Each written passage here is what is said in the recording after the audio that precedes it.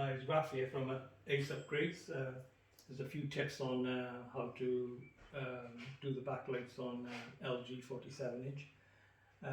Quick tip before you take the screen out is to bend over.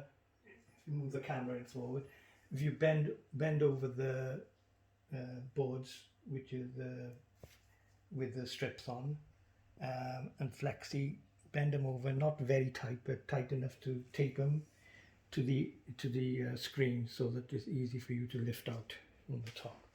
And when you do grab them, try to grab the screen from the top like a crab fashion, like pincers, and then lift it upwards from the top and then up and then across onto another table.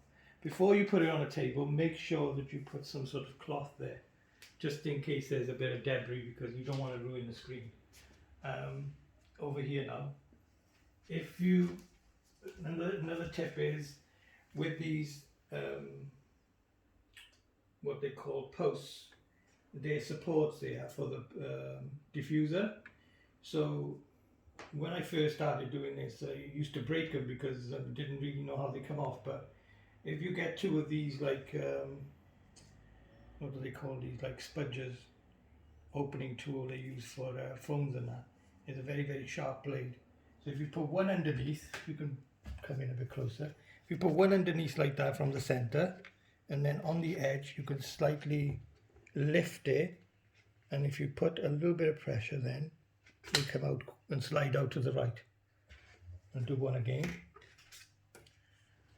Right. And give it a bit of a wriggle, and that's it. And that's the way to take them out. It's the quickest way instead of struggling. You could use your nails, but you'll probably ruin them because they use quite a lot of strength. Finally, when you take all this off, another tip for you. If you're changing all the LEDs, then fair enough, you can just take them out with a knife. Just put a knife underneath, and no need to warm them up. But I guarantee these lens will pop off. So if you've only got one strip you're going to change, which is not advisable, but if you're going to change one strip, then what I would do is heat it up with a hairdryer, and then start off on one end and then slightly lever it upwards or slide it forward to get the strips off. Once you've got the strips off, then you've got location holes, and make sure you make a note of where the B and A, you go alternative, B, A, B, A, B, A, B, A. They go alternative, so if you get them in the wrong place, obviously it's not going to work right. Luckily this has got 4 strips, so it's evenly distributed.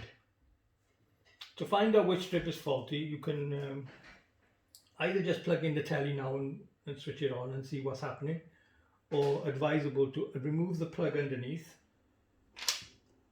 which is here, that one.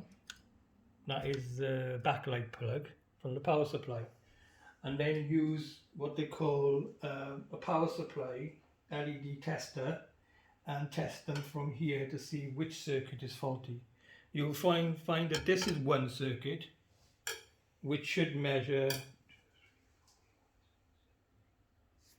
18 times 3, 50, about 56, around about 54, 56 volts, and this one should measure about the same. If they don't and they're measuring high, or there's no measurement at all, on the voltage doesn't drop from 300 down to 50, then obviously one of the strips is faulty. Okay, that's it.